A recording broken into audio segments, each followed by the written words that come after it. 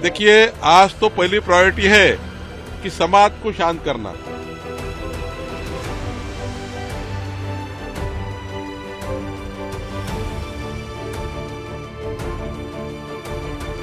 ये प्लानिंग के साथ हुआ है, कहा जा रहा है कि ये घटना जो है वो प्लानिंग के साथ की गई। ये किस तरह से दिख रहे हैं आप? ये देखिए, आज तो पहली प्रायोरिटी है कि समाज को शांत करना, अफवाहों से समाज को दूर रखना।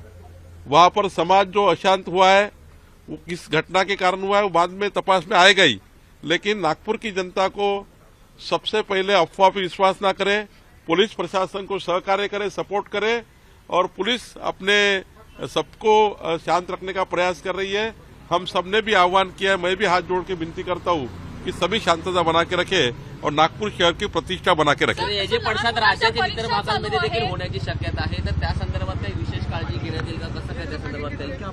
संभाजीनगर आणि इतर भागातही खूप मोठी आंदोलनं पाहायला मिळाली, मुंबईतही डोंबिवलीच्या आसपासच्या भागात करण्यात आली होती। मी महाराष्ट्राच्या जनतेलाही, महाराष्ट्राच्या सर्व नेत्यांना, आमच्या सर्व महाराष्ट्राच्या सर्व पक्षाच्या नेत्यांना, सर्व पक्षाचे नेते, भाजपाचे, काँग्रेसचे, सर्व पक्षाच्या नेत्यांना आवाहन करतो की अशा परिस्थितीमध्ये आपण समाजाला शांत ठेवलं पाहिजे, समाजामध्ये कोणत्याही घटना होणार नाही याची काळजी घेतली पाहिजे आणि समाजाला सर्व पक्षाच्या लोकांनी समजावलं पाहिजे। हे समाजकंटक अशा घटना घडतात आणि समाज त्या ठिकाणी अशांत होतो।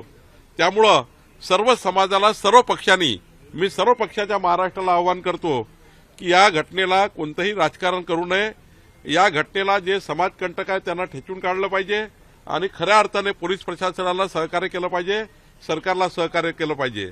मैं महाराष्ट्र की सारे पार्टियों को विनती करता हूं, सभी नेताओं को विनती करता हूं कि सब नेता एक जगह आकर इस घटना के बारे में समाज को शांत करने के लिए प्रयास करें।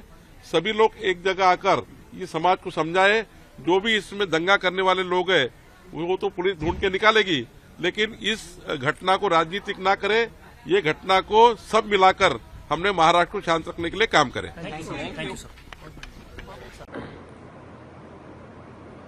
नागपूरच्या महाल भागामध्ये जी काही घटना घडलेली आहे ती अतिशय अयोग्य आहे।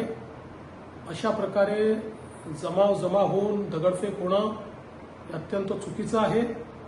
माझी तमाम नागपूरकरांना विनंती आहे की सर्वांनी कायदा आणि सुव्यवस्थेचं पालन करावं। नागपूर शहर हे एकोप्याने राहणारं शहर आहे, त्यामुळे कोणीही शांतता भंग करू नये। मी स्वतः या परिस्थितीवर पूर्ण नजर ठेवून आहे। नागपूरच्या पोलीस आयुक्तांना स्पष्टपणे सांगितलेलं आहे की जे दंगे करत असतील त्यांच्यावर कडक कारवाई केली पाहिजे। पोलिसांवर जर कोणी हमला करत असेल तर ते देखील अतिशय गांभीर्याने घेतलं जाईल।